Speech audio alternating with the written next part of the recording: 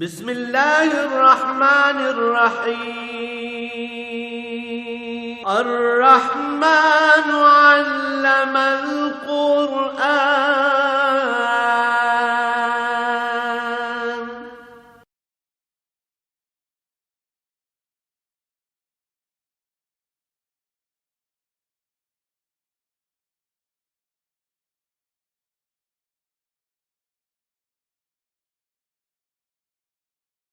الحمد لله رب العالمين والصلاة والسلام على حبيبه محمد وآله وصحبه أجمعين. أعوذ بالله من الشيطان الرجيم. بسم الله الرحمن الرحيم.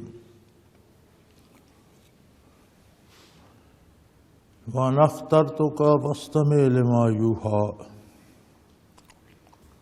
إنني أنا الله لا إله إلا أنا فاعبدني وأقم الصلاة لذكري إن الساعة آتية أكاد أخفيها لتجزى كل نفس بما تسعى فلا يصدنك عنها من لا يؤمن بها واتبع هواه فتردى وما تلك بيمينك يا موسى قال هي عصاي أتوكأ عليها وأهش بها على غنمي ولي فيها مغارب أخرى قال ألقها يا موسى فألقاها فإذا هي حية تسعى قال خذها ولا تخف سنعيدها سيرتها الأولى.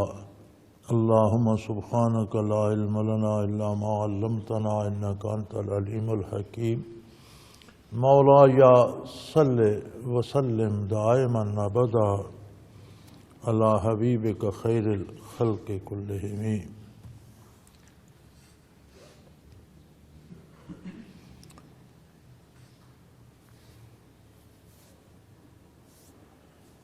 جب موسیٰ علیہ السلام وادی طوا میں پہنچے تو ارشاد باری تعالیٰ ہوا وَأَنَا اخْتَرْتُكَ، ہم نے آپ کو منتخب فرما لیا ہے، چن لیا ہے نبوت و رسالت کے لیے. فَاسْتَمِعْ لِمَا يُوحَىٰ، سو بڑے غور سے پوری توجہ سے سنیے اور سمجھیے جو وحی آپ پر آتی ہے. گویا اخترتو کا معنی تھا کہ آپ کو نبوت کے لیے چن لیا گیا ہے، آپ اللہ کے نبی مبعوث ہو گئے ہیں. نبوت نبی ازلی نبی ہوتے ہیں اور تخلیقی طور پر اللہ نے انبیاء کو نبوت کے لیے پسند فرما لیا ہے، چن لیا ہے. یہاں یہ بات ہو رہی ہے کہ جب آپ کو مبعوث فرمایا گیا. نبی ہر حال میں نبی ہوتا ہے،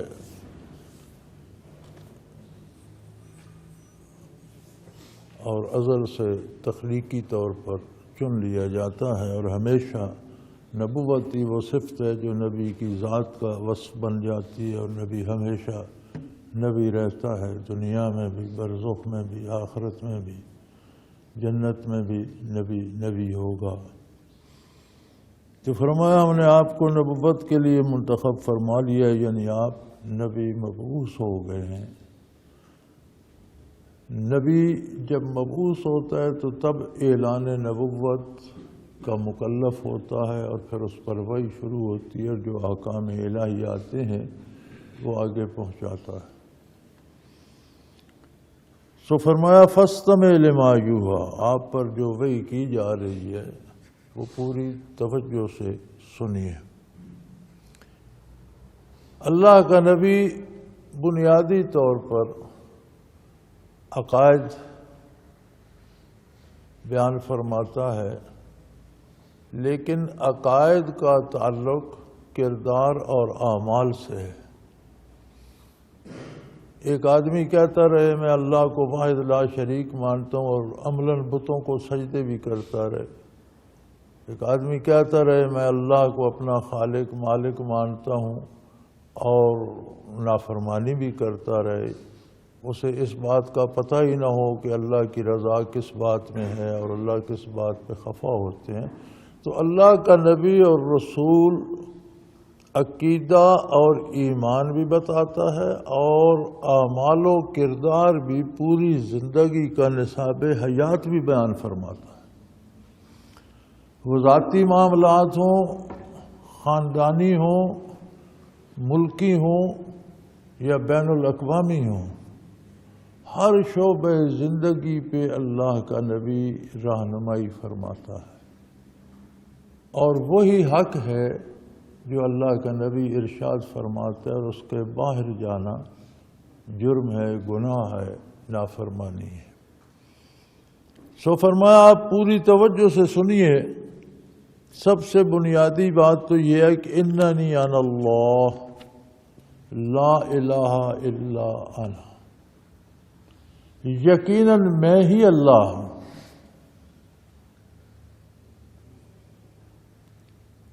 اور میرے سوا کسی کو عبادت کا کوئی حق نہیں کہ کسی کی عبادت کی جائے، کوئی حق نہیں کسی کا کہ وہ مخلوق سے اپنی عبادت کرائے، لہذا فاعبدنی، صرف میری ہی عبادت کی جائے۔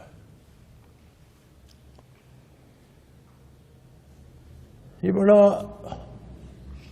نازک سا مقام ہے، اور اسے خوب سمجھنا چاہیے کہ عبادت صرف نماز، روزہ یا رکوع و سجدہ ہی نہیں ہے۔ نفع کی امید پر یا نقصان سے کے ڈر سے جب ہم کسی کی اطاعت کرتے ہیں تو وہ عبادت ہوتی ہے۔ اب اگر اللہ کے حکم پر عمل کیا جائے تو درمیان میں تو کوئی نہیں آتا، اللہ کے نبی نے پہنچا دیا اور اللہ کا حکم بندے نے مان لیا، لیکن جب وہ بندوں سے امیدیں وابستہ کر کے ان کی اطاعت میں خلاف شریعت کام کرتا ہے، اور اسے یہ امید ہوتی ہے کہ اس سے مجھے کچھ ملے گا، اگر نہیں کروں گا تو میرا نقصان ہوگا، تو یہ عبادت ہوتی ہے۔ اور عبادت صرف اللہ کا حق ہے، دوسروں کی عبادت کرنا شرک شمار ہوتا ہے۔ فرمایا وَأَقِمِ الصَّلَاةَ لِذِكْرِي،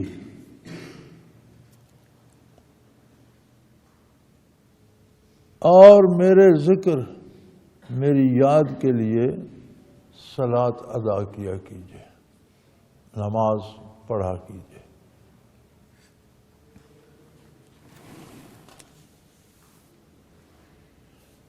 تو نماز کیا خود ذکر نہیں ہے؟ اللہ کی عظمت بیان ہوتی ہے، تکبیر میں حمد و ثنا ہوتی ہے، اللہ سے اپنی گزارشات پیش کی جاتی ہیں، رکوع و سجود میں عظمت الہی کی تسبیحات ہوتی ہیں، اللہ کی حمد و ثنا، درود نبی کریم صلی اللہ علیہ وسلم پر، اللہ کی وحدانیت اور آپ کی رسالت کی شہادت، تو یہ سارا ذکر ہی ہے اور بہترین ذکر ہے۔ لیکن سوال یہ پیدا ہوتا ہے کہ یہ ذکر دوام نہیں ہے۔ جتنے لمحے بندہ نماز میں یا صلاۃ میں رہتا ہے یقیناً وہ ذکر کرتا ہے، لیکن وہ جس کے دل کو بھی حضور حاصل ہو۔ اگر نماز میں ہم اٹھتے بیٹھتے سجدہ کرتے بھی رہیں اور دل کہیں اور گھومتا رہے، وہ بات دل میں نہ اترے، ایسے بھی تو نمازی ہوتے ہیں نا جو لوگوں سے پہلے نماز ختم کر کے باہر سے جوتے اٹھا لے جاتے ہیں، تو گویا وہ انہوں نے زبانی عبارت دہرائی، ان کے دل پر اس کا کوئی اثر نہیں تھا۔ اگر دل ساتھ شامل ہوتا تو مسجد میں چوری تو نہ کرتے۔ ہم میں سے اکثر ہم ایسے ہیں کہ نمازیں بھی پڑھتے ہیں اور ہر برائی بھی کر لیتے ہیں. جہاں رزق کا موقع ملتا ہے جائز ناجائز وسائل سے جمع کرنا شروع کر دیتے ہیں. جہاں معاملات آتے ہیں وہاں خلاف شریعت چلے جاتے ہیں. تو ہماری وہ صلاۃ ہمیں روکتی کیوں نہیں؟ جبکہ قرآن کریم تو فرماتا ہے ان الصلاۃ تنہی عن الفحشاء والمنکر، یقیناً نماز برائی اور بے حیائی سے روک دیتی ہے. تو پھر ہمیں کیوں نہیں روکتی؟ اس کا مطلب ہے کہ ہم صحیح نماز ہی ادا نہیں کرتے. کچھ الفاظ یاد ہیں وہ دہرا دیتے ہیں، اٹھ بیٹھ لیتے ہیں، سجدہ رکوع کر لیتے ہیں، لیکن اس کا حق ادا نہیں کرتے، اس میں جو حضور حق حاصل ہونا چاہیے. صلاۃ کا تو عالم یہ ہے کہ نبی کریم صلی اللہ علیہ وسلم نے فرمایا، آپ کے ارشاد کا ترجمہ ہے کہ نمازی کے آگے سے نہ گزرو. فَإِنَّهُ يُنَاجِي رَبَّهُ أَوْ كَمَا قَالَ رسول اللہ صلی اللہ علیہ وسلم. وہ تو اپنے پروردگار سے سرگوشیوں میں اپنا حال دل کہہ رہا ہے. تم درمیان میں مت آؤ، آگے سے مت گزرو. اب ایک بندہ جس کو اللہ سے ہم کلام ہونے کا شرف حاصل ہو، متعدد رکعتیں پڑھے، متعدد رکوع کرے، متعدد سجدے کرے، تو پھر کیسے وہ باہر نکل کر اللہ کی نافرمانی کر سکتا ہے؟ تو اس کا مطلب یہ ہے کہ ہمارا دل ساتھ نہیں ہوتا، نماز کی وہ کیفیات دل میں نہیں اترتی. ہم خانہ پوری کر لیتے ہیں، اٹھے بیٹھے سجدہ رکوع کیا اور پھر جو جی میں آیا وہ کر لیا. اس لیے فرمایا وَأَقِمِ الصَّلَاةَ لِذِكْرِي، میری یاد کے لیے نماز ادا، یعنی نماز ادا کرنے سے دل میں اللہ کی یاد بس جائے.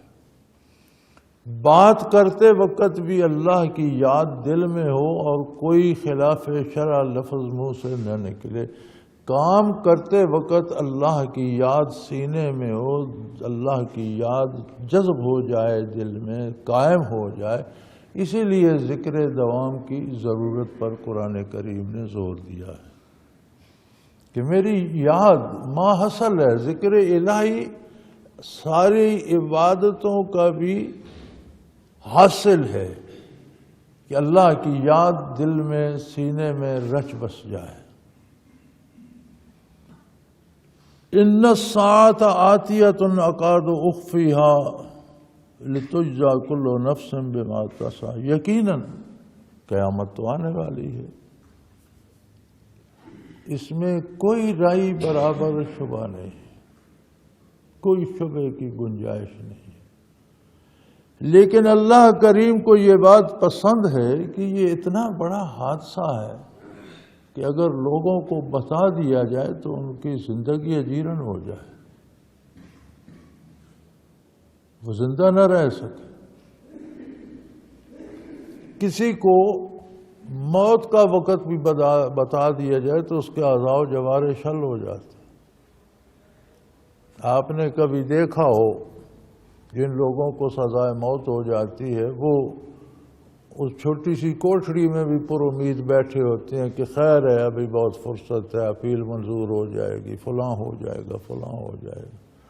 لیکن جب آخری حکم آ جاتا ہے جسے وہ بلیک وارنٹ کہتے ہیں، سیاہ وارنٹ، وہ آرڈر آ جاتا ہے کہ اسے فلاں اس تاریخ کو اتنے بج کر اتنے منٹ پر پھانسی پہ لٹکا دیا جائے، تو وہ عموماً اگر آج آتا ہے تو کل بندے کی پھانسی ہوتی ہے.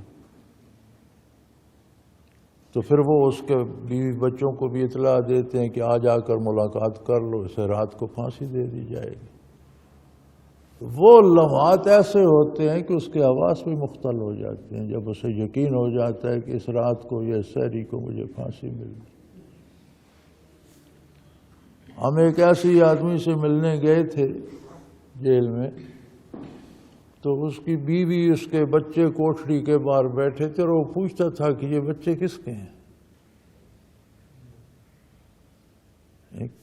اتنے حواس مختل ہوتے ہیں کہ وہ بار بار پوچھتا تھا کہ یہ بچے کون ہیں، یہ کس کے بچے ہیں، حالانکہ اس کے اپنے بچے تھے۔ صرف اس خبر نے کہ کل صبح مجھے مرنا ہے، اس خبر نے حواس مختل کر دیے تھے۔ اور اگر قیامت کی خبر مخلوق کو ہو کہ فلاں دن فلاں وقت ساری دنیا تباہ ہو جائے گی تو لوگ تو زندہ، مخلوق تو زندہ نہیں رہ سکے۔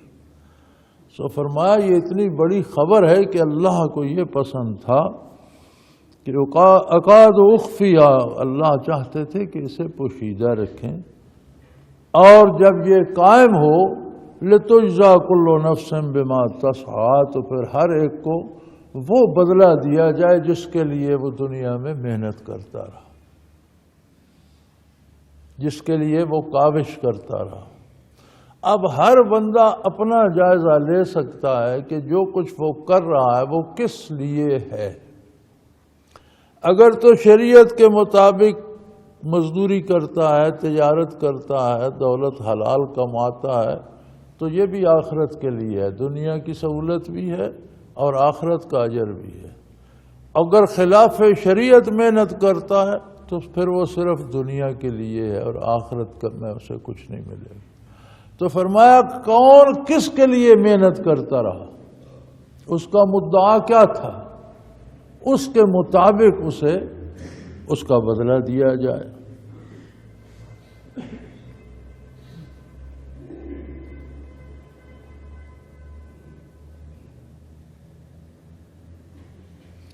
فلا يصدنك عنها من لا يؤمن بها واتبع هواه فتردى۔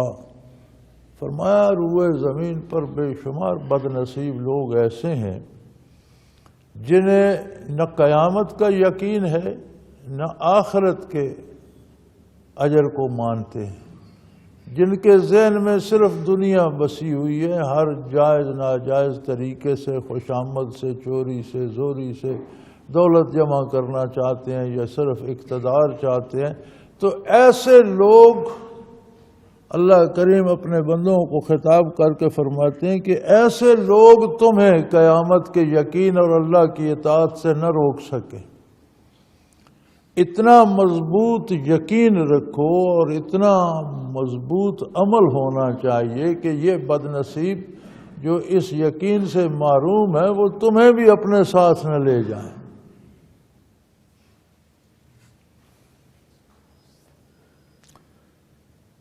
آج کل ہمارا ایک رجحان ہے کہ ہم پیسے کمانے کے لیے کہیں بھی جانے کو تیار ہیں، اور بڑی مزے کی بات ہے کہ یہاں پاکستان میں ہم کام نہیں کرنا چاہتے، کوئی کام کرنا پسند ہی نہیں کرتا۔ یہاں سے باہر ہر بندے کی خواہش ہے، پھر ہم چلے جاتے ہیں مغربی ممالک میں جن کو کوئی سبب بن جاتا ہے، وہاں جا کے پھر شور ہوتا ہے جی یہاں کھانے کو حلال نہیں ملتا، اب ہم کیا کریں جی، فلاں نہیں ہوتا جی، بے پردگی ہے جی، یہ ہے وہ ہے، پھر وہاں جا کر انہیں یاد آتا ہے۔ تو اسی آیت میں یہ مسئلہ بھی حل کر دیا کہ جسے خطرہ ہو کفار میں جا کر بھٹک جانے کا وہ ان سے اجتناب کرے۔ علماء حق نے اس کی تشریح کی ہے کہ ایک بندے وہ ہوتے ہیں جو کفار کے درمیان بھی چلے جائیں تو کسی نہ کسی کافر کو اپنے ساتھ مسلمان بنا لیتے ہیں، ان کی وجہ سے لوگوں کو ہدایت ملتی ہے، ان کی وجہ سے لوگوں کی اصلاح ہوتی ہے۔ ایسے لوگوں کا جانا ضروری ہے کہ وہ جائیں۔ کچھ لوگ ایسے ہوتے ہیں کہ کسی کافر کو مسلمان نہیں کر سکتے تو خود کفار کی تعذیب میں نہیں ڈھلتے، اپنے آپ کو بچا رکھتے ہیں، ان کے لیے جانا جائز ہے۔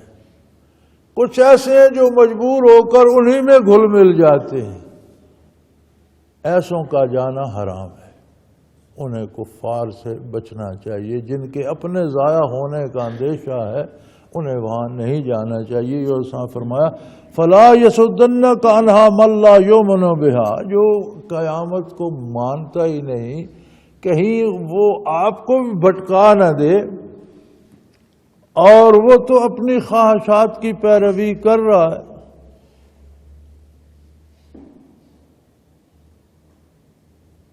وہ تو اپنی خواہش نفس کی پوجا کر رہا ہے، اس کے پیچھے لگا ہوا ہے. فترضا، اگر تم لوگ بھی اس کے ساتھ مل جاؤ گے تو تباہ ہو جاؤ گے.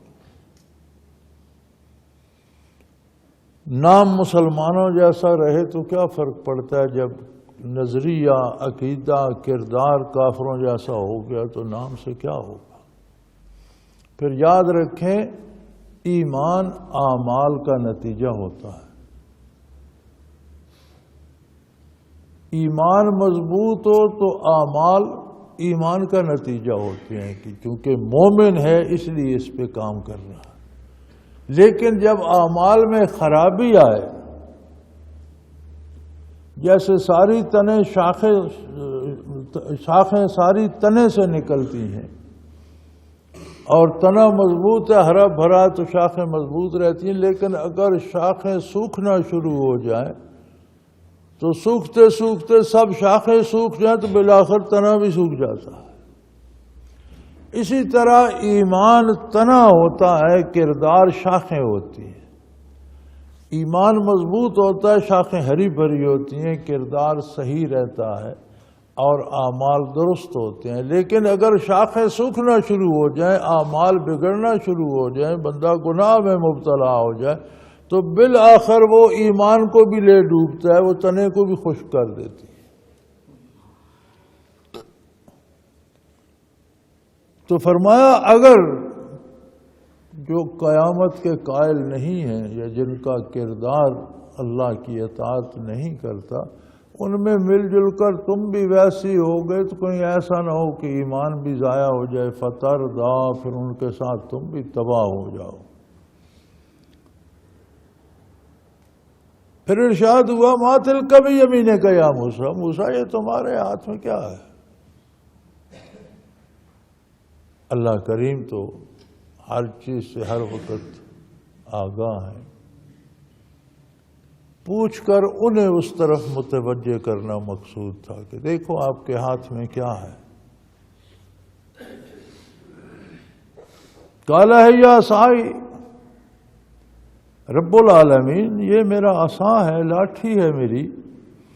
اتوقع علیہا واحش بہا علی غنمی ولی فیہا معارب اخری. اب کلام الہی کی لذت کو اللہ کا نبی اور رسول ہی جانے جس سے اللہ کا کلام نصیب ہوتا ہے. ہماری قوم کا المیہ یہ ہے کہ وہ جو کہا گیا تھا دل دارند و محبوب ندارند، کہ دل تو ان کے سینے میں ہے لیکن ان کا کوئی محبوب نہیں ہے.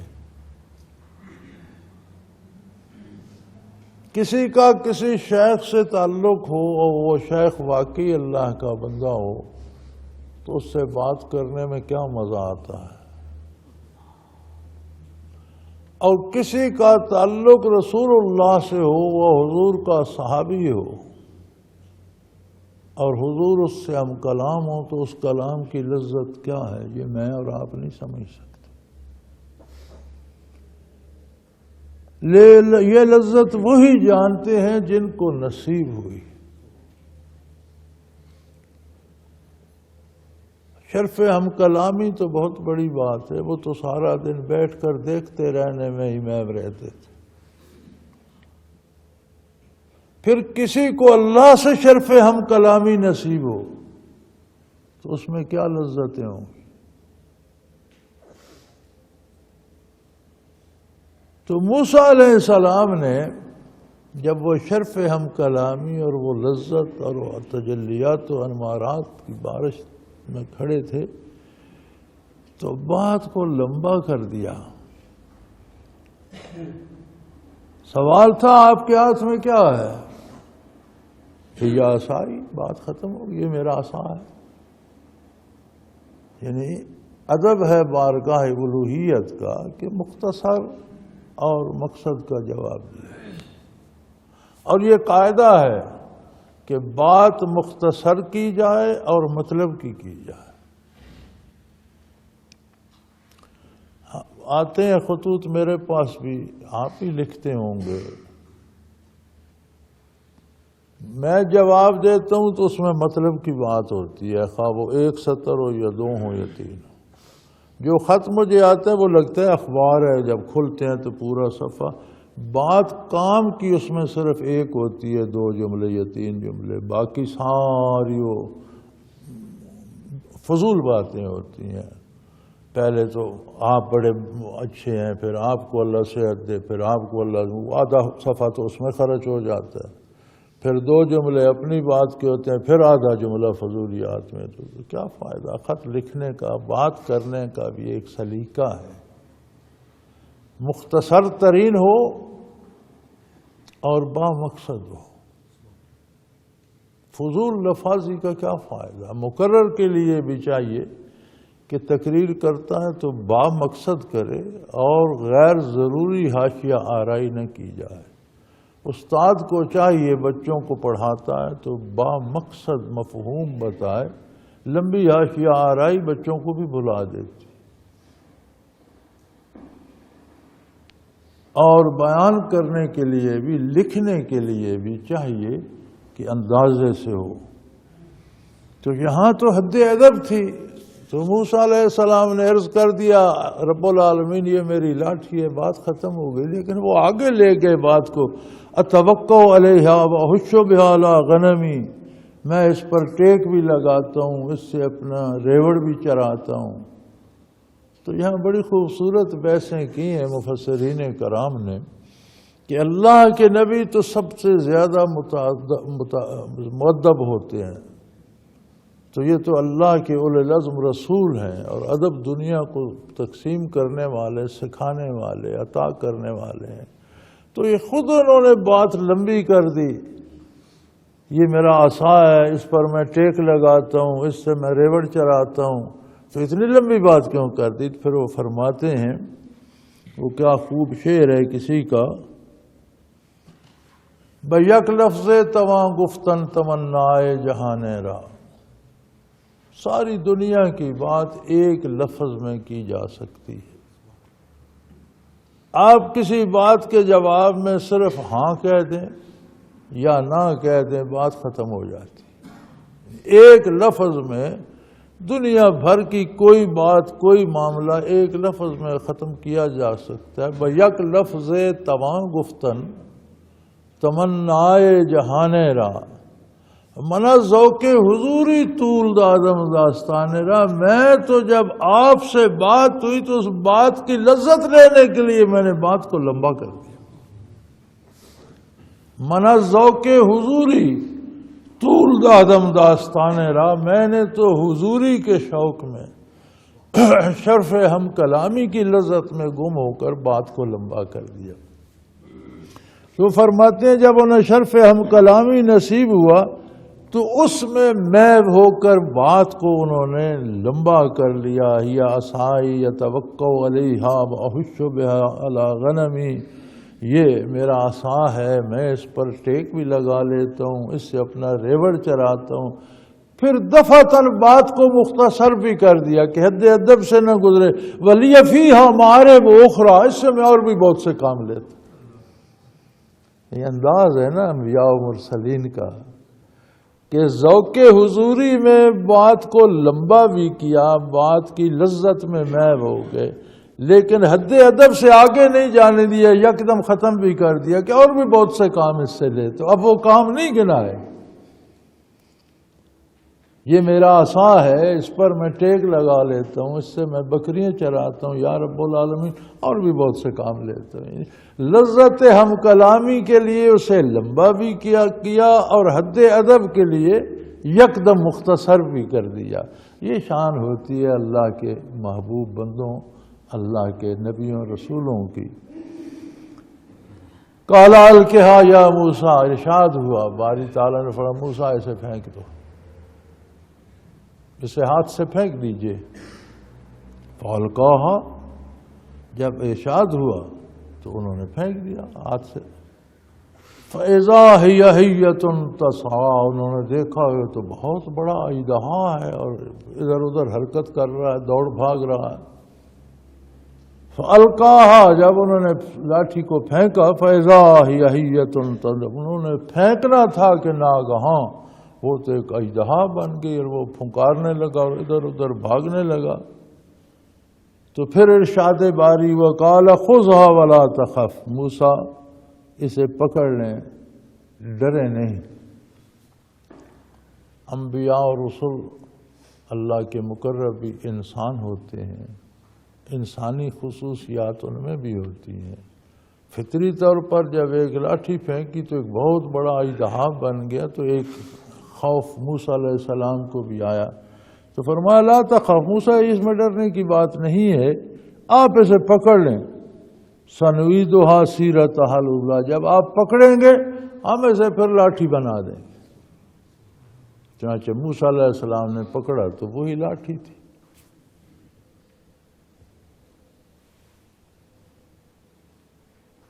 وَاضْمُمْ يَدَكَ إِلَىٰ جَنَاحِكَ تَخْرُجُ بَيْضَاءَ مِنْ غَيْرِ سُوءٍ آیَةً أُخْرَىٰ، اور اپنا دایاں ہاتھ اپنی بائیں بغل میں دبائیں، آپ نکالیں گے تو وہ بے عیب روشن ہو کر نکلے گا۔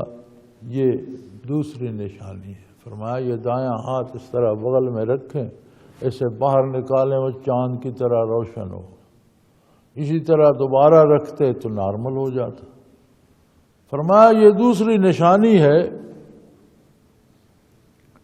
لِنُرِيَكَ مِنْ آیَاتِنَا الْكُبْرَىٰ، تاکہ ہم آپ کو اپنی قدرت کی بڑی نشانیاں دکھائیں۔ اور بھی آپ کو بہت سے نشان عطا ہوں گے، چنانچہ بہت سے معجزات عطا ہوئے موسیٰ علیہ السلام کو، جن میں بہت بڑا معجزہ یہ تھا کہ لاٹھی کو پھینکتے تو وہ بہت بڑا اژدہا بن جاتا، اور ہاتھ بغل میں دے کر نکالتے تو وہ چاند کی طرح روشن منور ہو جاتا، بے داغ۔ چاند پر تو داغ بھی ہیں، یہاں بے داغ ہوتا تھا۔ بیضاء من غیر سوء، ایسا سفید ہوگا کہ جس میں کوئی داغ نہیں ہوگا، کوئی اس میں نقص نہیں ہوگا۔ تو یہ دو معجزات عطا ہوئے۔ معجزات انبیاء علیہ السلام اللہ کا پیغام پہنچانے کے لیے، اپنی نبوت کے اثبات کے لیے ہوتے ہیں، تاکہ اس سے ثابت ہو جائے کہ یہ اللہ کا نبی ہے اور لوگ ان کے ارشادات کو سنیں کہ یہ اللہ کا نبی ہے۔ تو اثبات نبوت کے لیے معجزات عطا ہوتے ہیں انبیاء علیہ السلام، اور یا اللہ کو کرامات عطا ہوتی ہیں، اور وہی معجزات کرامت بن کر ولی کے ہاتھ سے صادر ہوتے ہیں۔ تو کرامت وہ ہوتی ہے جس سے دین کا اثبات ہو، دین کی حقانیت کا اثبات ہو، دین کی سچائی کا اثبات ہو۔ کچھ عجیب طرح کے کمالات دکھا کر لوگوں سے پیسے بٹورنا، یہ استدراج ہوتا ہے، یہ کرامت نہیں ہوتی۔ کرامت نہ دنیا حاصل کرنے کے لیے ہوتی ہے، نہ شہرت حاصل کرنے کی، کرامت ہوتی ہے دین کی حقانیت ثابت کرنے کے لیے۔ اور ولی کا معجزہ باتباع نبی، نبی کا معجزہ باتباع نبی ولی میں بطور کرامت آتا ہے۔ ولی کا معجزہ فعل اللہ کا ہوتا ہے، صادر نبی کے ہاتھ سے ہوتا ہے۔ ولی کی کرامت فعل اللہ کا ہوتا ہے، معجزہ نبی کا ہوتا ہے، صادر ولی کے ہاتھ پر ہوتا ہے، ہوتا دین کی تائید کے لیے ہے۔ شعبدے دکھا کر دولت کمانا، شہرت کمانا، اپنی بڑائی منوانا، یہ نہ ولایت ہے اور نہ یہ کرامات ہیں، یہ شعبدے ہیں۔ جس کام کا مقصد حصول دنیا ہو وہ کام دین نہیں ہوتا۔ دین وہ کام ہے جس سے مقصد عظمت الہی کا اثبات ہو، حقانیت رسالت کا اثبات ہو، لوگوں کی اعمال میں، کردار میں، عقیدے میں، نظریے میں اصلاح ہو۔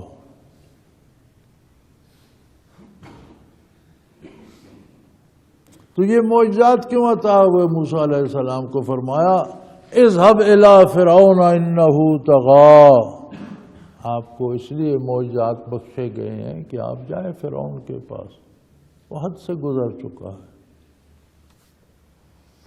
اب یہ بھی تو ہو سکتا تھا کہ آپ عام لوگوں میں تبلیغ کرتے اور پھر بالآخر سارے لوگ، اکثر لوگ جب مسلمان ہو جاتے تو فرعون بھی توبہ کر لیتا. لیکن طریقے تبلیغ یہ بتایا اللہ نے کہ سیدھے فرعون سے بات کرو. اگر فرعون کو توبہ نصیب ہوگی تو یہ عوام ساری قوم مسلمان ہو جائے گی. نبی علیہ الصلوۃ والسلام کی بھی عادت مبارکہ تھی کہ آپ قوم کے سرداروں کے پاس تشریف لے جاتے تھے. تو بڑے لوگوں کے سرداروں کے پاس جانے سے کوئی ایک بڑا آدمی سدھر جائے تو بے شمار لوگ جو اس سے وابستہ ہوتے ہیں ان کی اصلاح ہو جاتی. تو یہاں فرمایا اذهب الى فرعون انه طغى. موسیٰ جائیے فرعون کے پاس، وہ تو حد سے گزر چکا. وہ خود کو رب اعلیٰ کہتا تھا، میں سب سے، اگر کوئی اور رب ہے بھی تو ہوا کرے میں سب سے بڑا رب. اپنی عبادت اپنی ذات کو سجدے کرواتا تھا، خدا کہلاتا تھا. بہت بڑی فوجی طاقت تھی، بہت بڑا لشکر تھا اس کا، بہت بڑا امیر ریاست تھی، بہت بڑا خزانہ تھا، بہت زیادہ وسائل تھے. تو فرمایا آپ کے پاس، اس کے پاس دولت بھی ہے، لو لشکر بھی ہیں، افرادی قوت بھی ہے، لیکن آپ کے پاس حق ہے، آپ اللہ کے برحق نبی اور رسول ہیں، اور آپ کے پاس معجزات ہیں، نہیں مقابلہ نہیں کر سکے گا. آپ جائیے فرعون کے پاس جائیے سیدھے. انہو طغی، وہ اب حد سے گزر چکا ہے، اس سے مزید اسے مہلت نہیں ملنی چاہیے، اس سے بات کی جانی چاہیے. آپ تشریف لے جائیں. وآخر دعوانا ان الحمدللہ رب العالمین. اللہ اللہ اللہ اللہ اللہ اللہ اللہ اللہ. حضرت امیر محمد اکرم آوان مد ذلہ العالی دارالعرفان منارہ ضلع چکوال میں سالہ سال سے قرآن و حدیث کے اوپر خطابات کر رہے ہیں اور سلسلہ نقشبندیہ اویسیہ کے مطابق لوگوں کو ذکر الہی کی تربیت دے رہے ہیں. وہ قرآن پاک کی تفسیر ترتیب وار بیان کر رہے ہیں. تفسیر قرآن کو وہ موجودہ ملکی اور بین الاقوامی حالات کے مطابق بیان کرتے ہیں. موٹر وے سے کلر کہار کے انٹرچینج سے نکلتے ہوئے، کلر کہار کی جھیل سے ہوتے ہوئے میانی، بوچھال اور نور پور سے گزرتے ہوئے دارالعرفان منارہ پہنچ سکتے ہیں.